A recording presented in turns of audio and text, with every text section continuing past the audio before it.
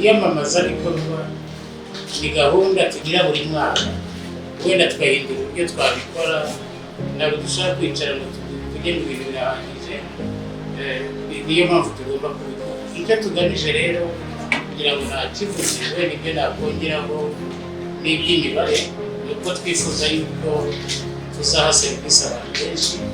Icya mbere twavuze ngo ku ngwate nibura y'amezi 3 arangiye duhaye abantu 1000, tugashoramo nka miliyari 2 byaba ari byiza.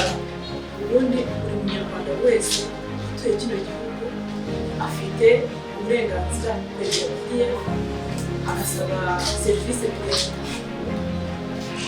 Uretse ko hari ibyiciro tubanaho cyane by'urubyiruko, abagore, ubumuga, abarokotse Jenoside, abatishoboye, zasezeranye mu rwego.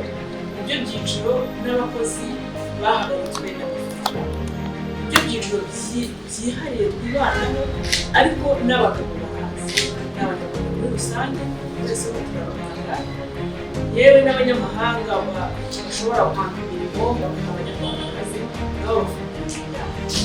Nabyo twagiye tugira ikibazo, ugasanga urubyiruko bazanye umushinga wo gutunganya umusaruro runaka, tubahaye amafaranga kandi kugira ngo batwishyure no icyo bakoze bazakijyana ku isoko, ariko mbega tugamije muri rusange kumenyekanisha BDF serivisi itanga, kandi twihutije gutanga serivisi kandi tunoze imikoranire n'abo tuzajya mu gihugu cyose muri aya mezi 3, kandi igikorwa kigiye kuba tuzajya tukimenyesha kare.